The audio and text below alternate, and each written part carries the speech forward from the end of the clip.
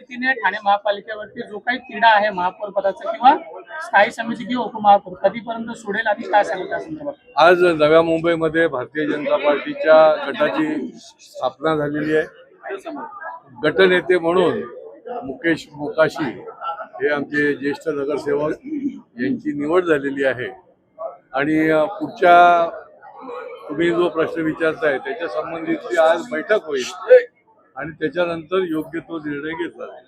Sir, आज गणेश नाईकांबद्दल ज्या शिंदेच्या शिवसेनेकडून ज्या प्रकारे टीका टिप्पणी केली, खालच्या पातळीवर टीका टिप्पणी करण्याची वेळ आज शिंदे गटावर आलेली आहे.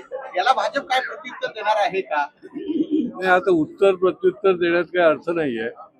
कोणीच खालच्या पातळीवर बोलता कामा नये. ही भारतीय जनता पार्टीची खरी म्हणजे भूमिका आहे आणि त्याच्यामुळे त्यांनी देखील अशा पद्धतीने टीका करणं हे काही उचित नाही. पण गणेश नाईक ज्या पद्धतीने म्हणतायत की शेतकऱ्यांवर अन्याय झाला, युती कल्याण डोंबिवली असेल, ठाणे असेल, या ठिकाणी व्हायला नको हवी होती, तुम्ही त्या मताशी सहमत आहात? निश्चितपणे आम्ही वेळोवेळी सांगितलेलं होतं, परंतु एक व्यापक हिताच्या करता त्या ठिकाणी अलायन्स झाली. 125 कार्यकर्त्यांना निवडणूक लढता आली नाही. तर सर्व प्रभागामध्ये भारतीय जनता पार्टी निवडणूक लढण्याकरता समर्थ होती आणि जिंकण्याकरता देखील समर्थ होती. सर, नाईकांनी आरोप केला की शिंदेचं आम्ही नामोनिशाण संपवलं असतं.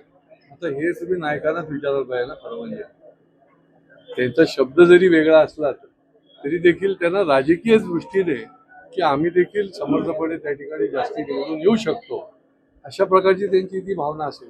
सर, हे शीतयुद्ध कधीपर्यंत चालू राहणार? काय आपण मध्यस्थी वगैरे? नाही, हे शीतयुद्ध वगैरे काही नाही. शेवटी एक एक भावना जी आहे ती त्यांनी व्यक्त केली. आपण जे विचारतात त्याला त्यांची भावना ते व्यक्त करतात. पण गणेश नाईक इतके पोटतिडकीने बोलतातच का वेळ अशी त्यांच्यावर? बघा, गणेश नाईक हे ठाणे जिल्ह्यातले सर्वात जुने नेते. जवळजवळ 20 वर्ष ते पालकमंत्री म्हणून ठाणे जिल्ह्याचा काम बघत होते आणि त्याच्यामुळे ते पोटतिडकीने बोलणं, कारण की त्यांचा गाढा अभ्यास आहे, गाढा त्यांचा अनुभव आहे आणि त्या हेतूने ते बोलतात आणि जे बोलतात ते त्यांनी केलं देखील.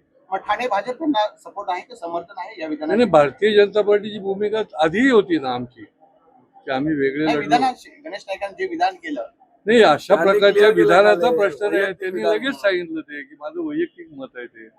त्याच्यामुळे त्याला प्रत्येक ठिकाणी तुम्ही याचा सपोर्ट आहे का, ओव्हरऑल तुम्ही बघण्याची गरज आहे. आणि अशा प्रकारचं ज्याला म्हणता येईल की कोणी मन दुखवलं जाईल असं विधान कोणीच करता कामा नये. सर, निवडणूक की ठाणे महापालिका की भाजपचाच महापौर व्हावा किंवा जर महापौर नाही भेटला तर इतर कुठली महत्वाची खाती जी आहे ती भाजप वरिष्ठांकडे मागणी करणार आहे?